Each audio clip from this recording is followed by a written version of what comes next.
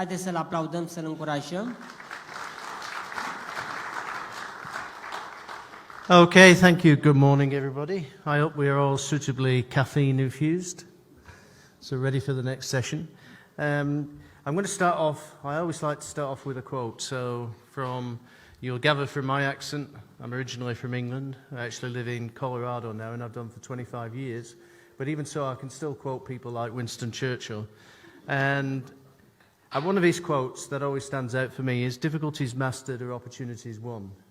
So what I want to share with you this morning is not so much the story of Apanova, but how other companies like Apanova are transforming the planet as we speak. What are the key ingredients for that success? That's sort of my role, and then Christy will follow on after me and deep dive into Apanova made what I'm going to be talking about a reality over the last few years. And of course, several of the speakers already mentioned that yesterday the book was published here in Romania. As you can see there, that was a signing that we did in Florida 4 weeks ago, where it was released to the world. And of course, we were very pleased to say that it's the #1 bestseller on Amazon across 3 categories: business process re-engineering, change management, and project management. So that of itself is an achievement. But what I want to acknowledge before I start is that when we talked, as the panel were doing this morning, about the Romanian, if you like, disposition to be self-effacing, not to be out there and so on, with Apanova, you have a global leading company that have set the standard by winning an award on the world stage in 2019. So it's something you should all be very rightly proud of. So I'm going to go through some of the ingredients for what helped to make that sort of thing a success. And one of the key things I want to start with is, how does business transformation get done? What is today's reality about it? Because so often I'll talk to CEOs, and their first pitch is, when we're talking about successful business transformation, one of the first things those CEOs will say to me is, Steve, you must realize we're not an Amazon. Right? And my response always is, why are you not an Amazon? And they go, well, obviously Amazon have got magic pixie dust sprinkled all over them to be able to change and do what they do. But at the end of the day, it comes down to a number of fundamentals, which I'll discuss towards the end of this, and they're common ingredients for success for all these organizations. What I'd just like to think about for a minute or two, you could probably gather I'm the oldest guy in the room here. I've been in sort of business for 40-odd years. Started out as an industrial engineer. So I've always looked for science in the way things get done. And transformation has gone through a transformation in the last 20 years. Whereas the things that you can see on that screen, if you like, an academic interpretation about where to focus if you wanted to get better 20 years ago. So some of those companies that are featured on that diagram there, they achieve success using these various ingredients. But if we think about what's happened in the world, not just here in Romania over the last sort of 30 years, but in the last couple of decades, everything seems to have changed. The customers changed, the technology's changed, and in fact, the world has changed in so many considerable ways. And yet, to many of us, the way we're doing business is very similar to how it might have been 20 or 30 years ago. We're still approaching the world through a lens of the industrial age, through a lens that was given to us by a guy called Adam Smith back in 1776 in a book called The Wealth of Nations. And many organizations are still trying to follow that credo. And of course, they've fallen by the wayside. They no longer exist in today's leading advanced companies. So when we talk about the world of change, we can think of some notable figures that we all respect because we use their products and services every day. We go out, we buy. When we're making choices, if we're given a choice, we will go to some of these people. So if you're thinking about, Mr. Dyson at the bottom left, you're looking at Steve Jobs, bless his soul. You're thinking of the richest man on the planet, Jeff Bezos. And some of you will not probably know the guy on the lower right. He's Tony Hsieh, which are the world's most successful retail organizations selling shoes and other things. Well, what is their perspective on business transformation? What allowed them to make such powerful, persuasive messages out there in the world? What gave them the right to be able to say, look, transformation has changed? And I think the shift for me goes back to some of the work I was doing 20-odd years ago with a company called Virgin Mobile in the States. And the guys were saying to us our particular methodology was becoming somewhat out of date. As I said, I was an industrial engineer, a Lean Six Sigma Master Black Belt for my sins. And they were saying, Steve, your methodology, it's fine. It might have worked in the 20th century, but it's not going to work in the 21st century. So my response to that was, well, what's missing? And the simple thing that was missing, and you can scan the arising of business methodologies, still very much the same, is there's no emphasis on the customer. It's all about what we do as a business rather than what we deliver. And what these guys discovered, amongst the many other companies that we'll talk about in a few minutes, was that if we focus on what we deliver and begin to align ourselves around that delivery, a lot of the stuff that we thought was traditionally required is no longer needed. Now, I term that observation as being moving outside in, moving away from that inside-out, industrial age, linear production management type thinking, to actually embracing this idea that we all exist to deliver outcomes. And if we can understand collectively what our global purpose is and our outcome is that we want to achieve, and then progressively align all our people, all our technology, everything that we're doing in the company to actually the achievement of that, we'll put ourselves in a much better place. And that is a distinction that Apanova have achieved for themselves in terms of when, as judging panels, we were looking at all these companies from all over the world pitching themselves to actually win a Global Transformation Award Prize. Apanova, that's the story that we're going to hear from Christy a little bit later. So when we're thinking about the world it's become outside in, let me sort of try and simplify it. People are not defining themselves by what they do, but by what they deliver.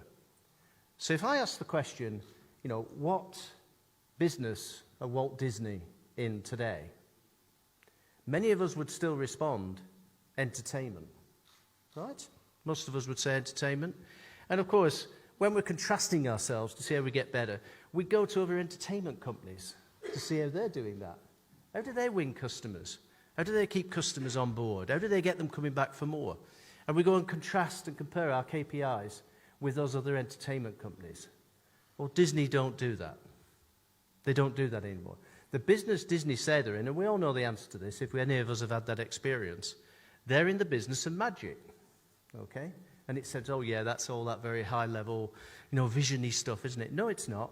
Every single person, every cast member who works for Walt Disney can articulate to you how they contribute to magic. So at every single level of the organization, they can articulate that, and that comes through on the KPIs. So what do you think Disney would go and benchmark themselves against? Not other entertainment companies. It'd be other people who are producing magic on the planet. And I'll let you think about that for a moment or two. Think of another one, Hallmark cards, as they used to be known, right? So you go, what business are they in? Oh, they're in the business of greetings cards. And you go, yeah, that's what they do. That's not what they deliver. If you and I think about it, why do we go and buy a greetings card? What do we do that for? Well, we do that to express some sort of emotion, some sort of congratulations or sympathy. Or, you know, the well done, the pat on the back. Or it's a festive time of the year, it's Christmas time. That's why we would go and buy it. So Hallmark reinterpreted the businesses they're in as being in the business of expression.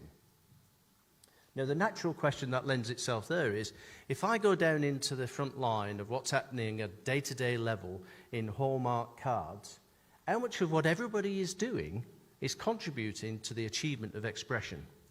And of course the answer is, oh, well, Steve, you don't understand the industry that we're in. We're in the business of greetings cards, so we got really, really good at doing greetings cards. It's just become a very complicated world all of a sudden, and that's why it takes us 14 months from the inception of a Christmas card to actually get it in the store. You've got 14 months. Now, we could apply some good old-fashioned improvement techniques to actually reducing that 14 months to, say, less than 12 months or 11 months. And 20 years ago, we'd have got a pat on the back for achieving some efficiency improvement. They've taken that process, which took 14 months, down to 4 days. Now, of course, naturally, we're all going to say, you cannot possibly do 14 months' worth of work in 4 days, and you are correct, because we're not doing any more. What we're doing is we're looking at the work that we do from an outside-in perspective. How much of what we're doing today contributes to the outcome that we actually want to achieve?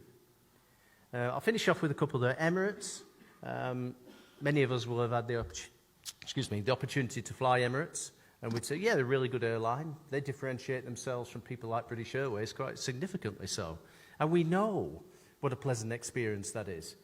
Now, interestingly enough, they articulate their business of not being in the business of aviation, but being in the business of beyond tomorrow. That's a very customer-centric way of looking at things. It's about getting you and I to where we want to be and having the experience beyond today, tomorrow. Now, is everything we're doing in our organization contributing to the delivery of that? So I hope you're seeing a trend here that's emerging, and this shift away from defining ourselves by what we do to redefining ourselves to what we deliver. And then last but not least on this diagram is Gilead Sciences. It's the US's most profitable pharmaceutical company. They've been so successful in their transformation that it's been featured in Business Suite twice as a case study. And still, I will go to pharmaceutical companies and they'll say to me, yeah, but we're not a Gilead Sciences. You need to understand we're so completely different. But we're not. We're people who, if we're given the purpose and we're given the process and the method to actually navigate towards it, then we can actually get there. And I think that's an underlying sort of theme from this morning. Yeah, the technology is really important and digital is really important, but it's not about the tools, it's about the people, it's about our motivation, it's about our alignment towards success. And then we'll bring in the necessary tools to actually enable us to be able to achieve our outcomes. So there's not just one company here. There's many, many companies. Some of those are well-known names. Some are less well-known. The distinction for why we're all sat in this room today is what Apanova have achieved in a sector that's not known for innovation. Let's be really frank about that. Is not necessarily a sexy industry or business to be in. They've achieved a profound shift using the techniques that were fine-tuned within organizations like this. Meanwhile, other organizations that we might have all known in the past, the Nokias, the Motorola's, the list of names is almost endless these days, have fallen by the wayside. And what's that? Is that because they're not applying effort? Well, yes, they are applying effort. But what they're applying effort to do is try to improve what they were doing, without realizing the past was never designed for the future. And just as was observed this morning, we're now in the third decade of the 21st century. And if our organizations are still using techniques which were fine-tuned back in the 1700s, then something might not be quite right. So that's a big difference that all these guys have understood and achieved. And if there were two summary charts that I would sort of give you to take away is, industrial age thinking and practice really started there on that left-hand side. Let's define the services and products we want to take to market. We then go out and then we discuss and we define a market. We look at customer segmentation and we break customers down. And if you become a global corporation, in fact, your market is the whole world, right? And yet, customers ourselves, we become quite fickle, quite promiscuous. If we're given a choice, we'll exercise it. We become quite rebellious if we have a poor experience. And it used to be said back in the start of my career, 30, 40 years ago, total quality management was the big thing then. And we used to have a poster, and it used to say, if you give the customer a bad experience, they'll tell 20 other people. Well, what's that like these days? In 20 seconds, I can go on Twitter and tell my 2 million followers I've just had a poor experience with United Airlines. I haven't, by the way. So if there's any United Airlines people in the room, it was quite good. It was okay coming across the Atlantic a couple of days ago. But you get the idea. The world has so significantly changed. So it's down to us to actually embrace that change. So the slide I like to use, which is a summary of outside-in working. And again, this isn't the privilege of some of those organizations. Jeff Bezos articulated this back 15 years ago, and he actually wrote a book about it called Working Backwards. Steve Jobs articulated it back in 1997 now, and we think how long ago that was. Don't start with the technology. You've got to start with the customer experience and work backwards to the technology. Then you'll figure out what you'll be able to do right.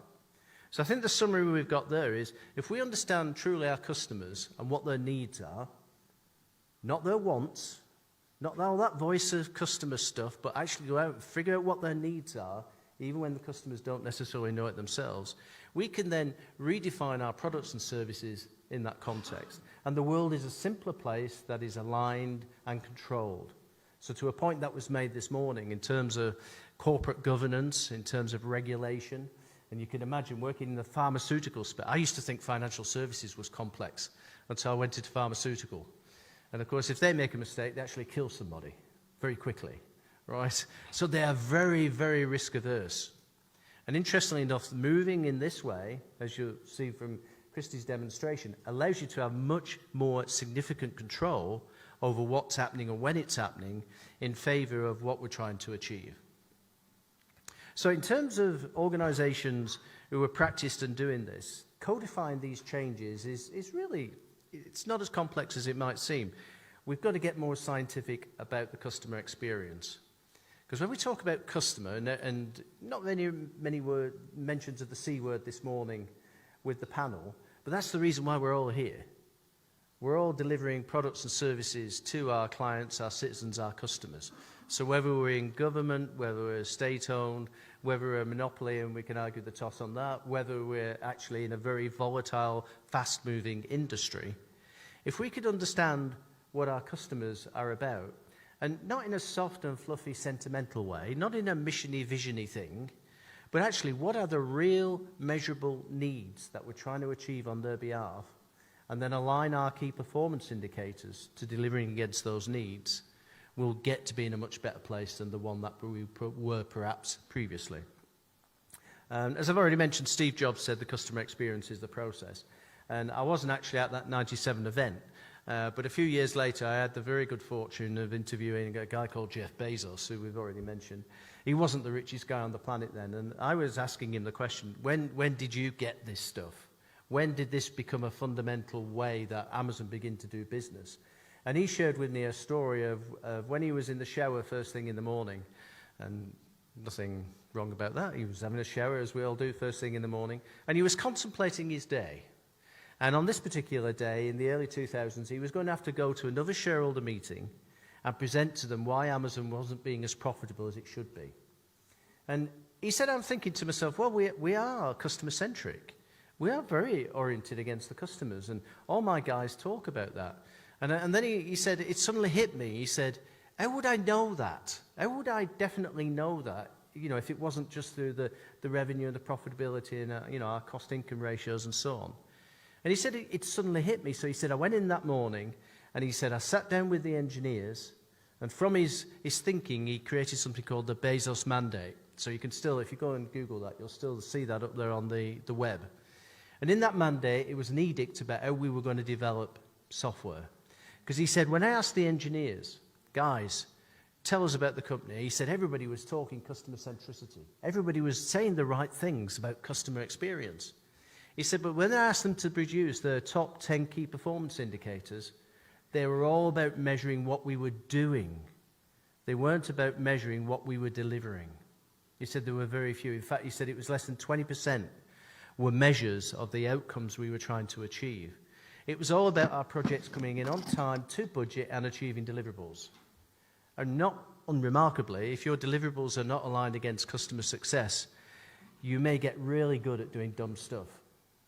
And that was his observation back then. He articulated that in his book, Working Backwards. So the customer experience is the process, is a fundamental piece of this jigsaw, is that every single process we've got in our organizations should in some way contribute to customer success.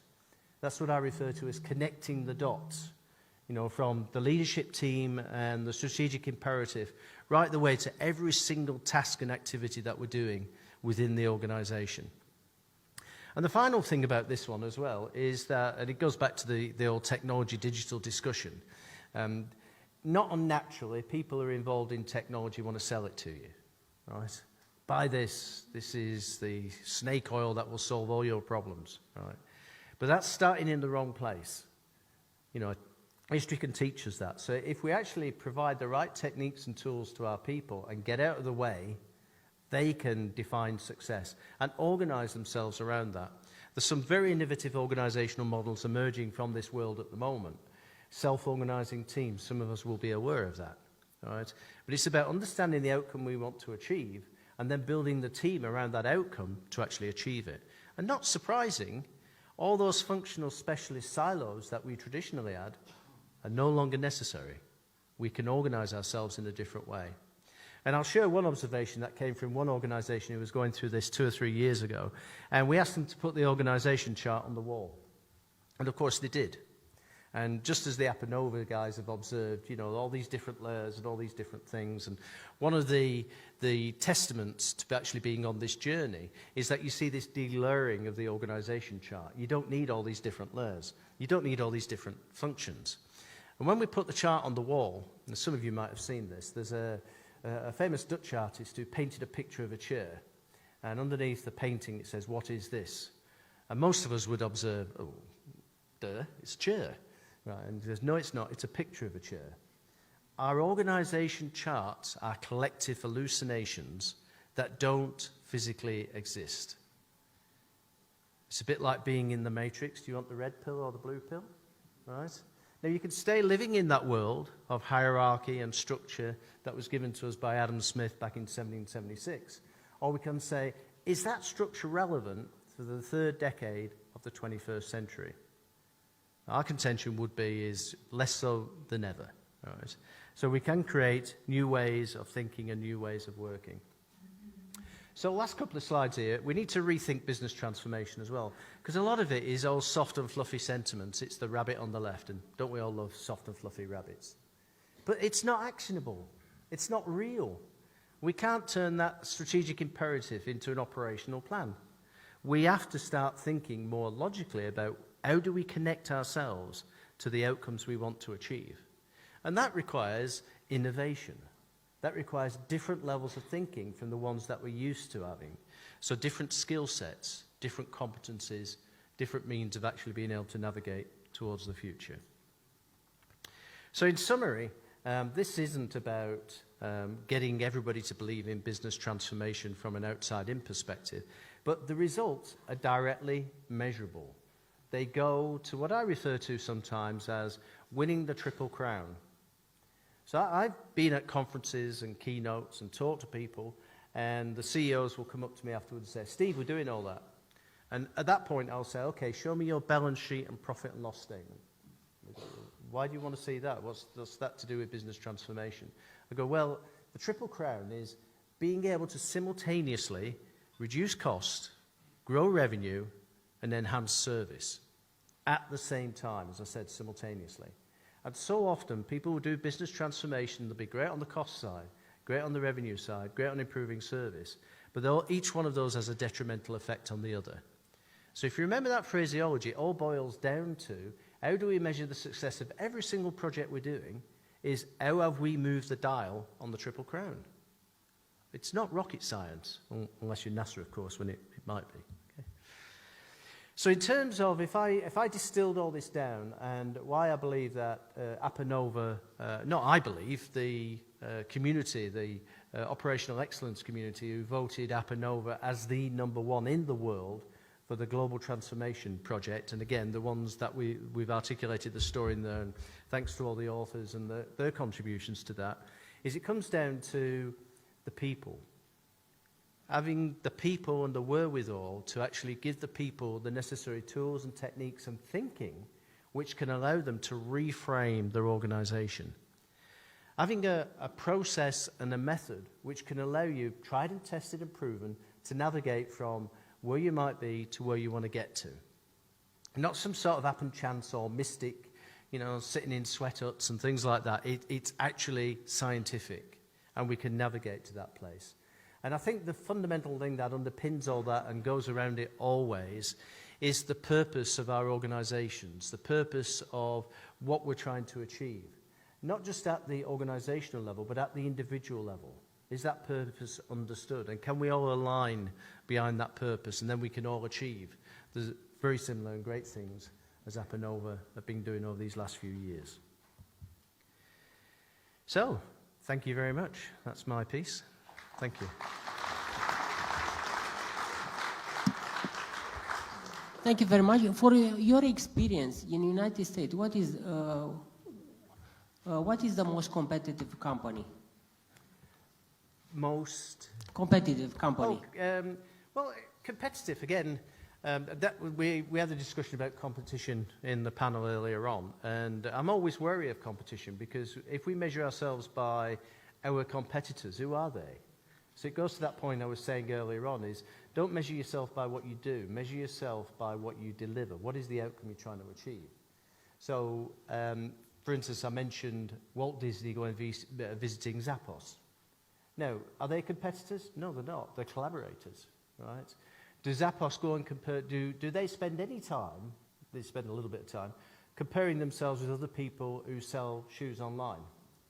Well, what would be the point of that? You could only get to be the best in your industry, but you could make a quantum leap if you actually understand that competition itself has changed.